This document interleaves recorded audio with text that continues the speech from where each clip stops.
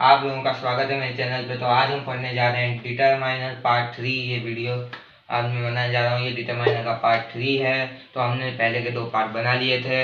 उन दोनों का डिस्क्रिप्शन में लिंक मैं आपको दे दूंगा, दोनों आप जाके देख लीजिएगा। और ये है ग्रामर डिटरमाइनर पार्ट 3। तो आप लोग प्लीज़ बने रहिएगा अंत तक। आज हम क्वांटिफायर्स पढ़ने वाले हैं। तो लेट्स स्टार्ट।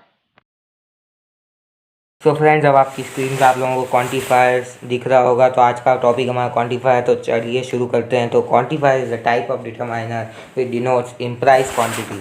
तो देखो, क्वांटिफायर ऐसे टाइप के डिटरमाइनर होते हैं जो इम्प्लाइज क्वांटिटी को दर्शाते हैं। वो एकदम परफेक्ट, एकदम फुल, एकदम परफेक्ट, एकदम मतलब बिल्कुल सही क्वांटिटी को नहीं, एक इम्प्लाइज क्वांटिटी, इम्प्रिसाइज क्वांटिटी को दर्शाते हैं। दे मॉडिफाई नाउन्स और pronouns. Quantifiers are words that precede and modify nouns. They tell us how many और हाउ मच। देखो, ये ऐसे टाइप के डिटरमाइनर होते हैं जो नाउन और प्रोनाउन को मॉडिफाई करते हैं।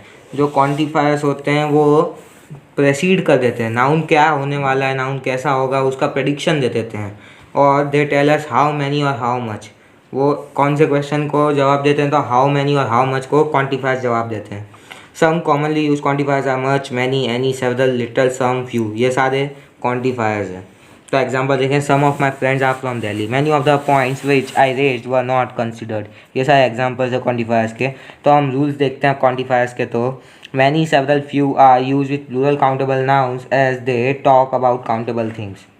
देखो, ये जो मैनी, सेवरल और फ्यू है वो प्लूरल काउंटेबल नाउन, वो किसके साथ यूज़ होते हैं? प्लूरल काउंटेबल नाउन्स, क्योंकि वो काउंटेबल थिंग्स की बातें करते हैं। और मच और लिटल वो क्वांटिटी बताते हैं और अनकाउंटेबल नाउन के साथ यूज़ होते हैं। Second rule.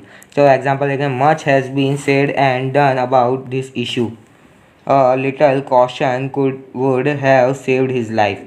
तो ये हमने देखा। अब थर्ड रूल के ऊपर चलते हैं।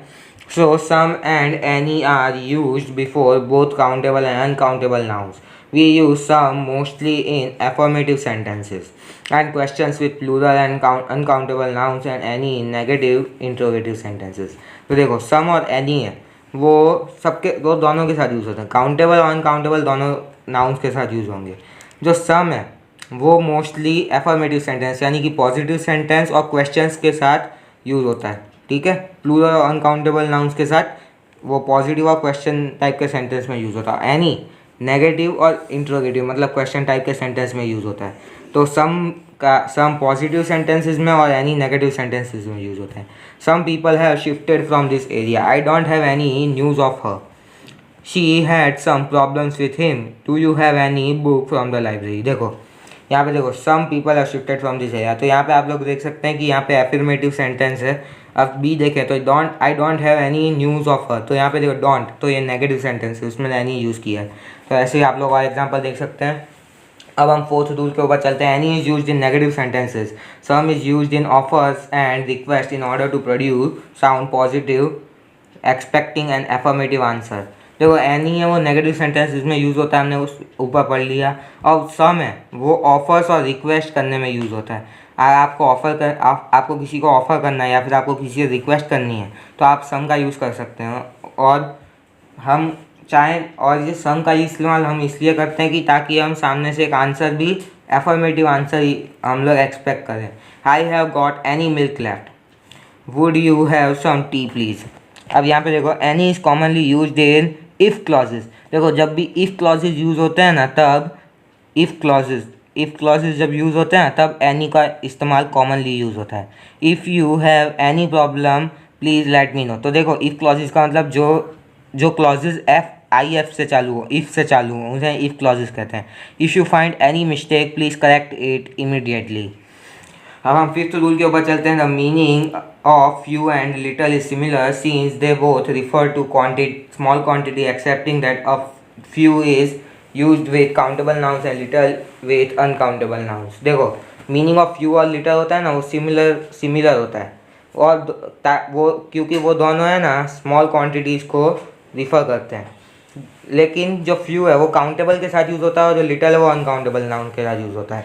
If they are use without indefinite articles a, they have the sense of not enough and are negative in feeling.